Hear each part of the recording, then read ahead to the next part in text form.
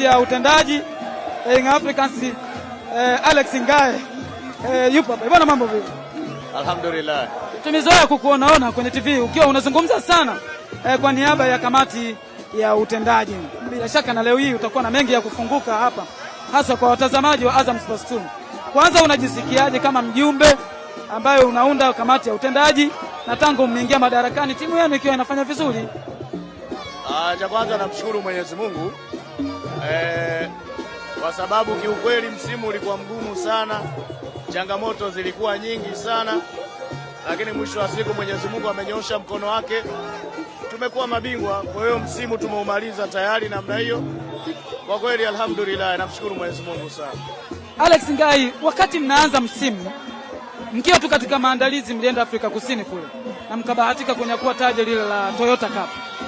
Wakati ule mmechukua lile taji, mlitarajia kukutana na msimu mgumu kama mnavyosema wenyewe? Siku zote unapokuwa na mafanikio kwenye msimu ambao umemaliza, ndio ugumu wa msimu unaofuata kwako unakuwa huko. Kwa hiyo tulikuwa tunajua kabisa kwamba msimu utakuwa mgumu sana kwetu, lakini mwisho wa siku, kwa sababu timu yetu ni timu bora, tuna wachezaji ambao wana viwango vikubwa sana, kwa kweli wamepambana, na sisi kama viongozi tumewapa support ya 100%. Mashabiki na wanachama wamewaunga mkono. Mwisho wa siku leo tumeinua makwapa juu, tunasema alhamdulillah. Uliwaza ya kwamba msimu huu mtaweza kunyakua mataji 5 kama mlivyofanya? Ilikuwa malengo yetu namna hiyo, vile vile na kufanya vizuri kwenye michuano ya ligi ya mabingwa barani Afrika, lakini bahati mbaya sana tulitetereka pale katikati. Kwa hiyo haya tuliyoyapata tunamshukuru Mungu, nao tunaenda kufanya usajili bora kabisa kwenye maeneo ambayo yana mapungufu ili tuweze kufanya vizuri kwenye ligi ya mabingwa msimu ujao. Umetaja swala la usajili, na hilo ndio ambalo bila shaka mashabiki wa Yanga wanatamani kulisikia. Umetaja swala la usajili hapo, na hilo bila shaka ndio mashabiki wa Yanga watatamani kulisikia zaidi. Mmejipanga vipi kuhakikisha ya kwamba mnafanya usajili mzuri na kuweza ku-maintain hichi mlichokifanya msimu huu? Young African ni giant. Kwa hiyo kutokana na ukubwa wake ulivyo, ni lazima tusajili wachezaji wa viwango vikubwa. Kwa hiyo na niwaahidi tu wapenzi na wanachama wa klabu hii, tutafanya usajili bora kabisa ambao utaenda kuziba yale mapungufu yote ambayo alijionyesha.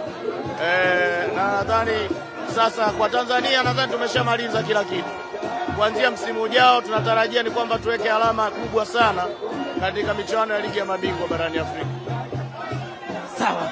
Lakini hii changamoto ambayo mmekutana nayo msimu huu, kwa maana ya kwamba zile panda shuka za ugumu katika safari yenu ya kunyakua haya mataji, mnachukua kama somo ama mnafanyaje kuelekea msimu ujao? Kila unapopata changamoto ni kwamba unaichukua na kuifanyia kazi. Lakini tumejifunza mambo mengi sana. Kwa sababu ukiangalia vita ilikuwa sio ndogo.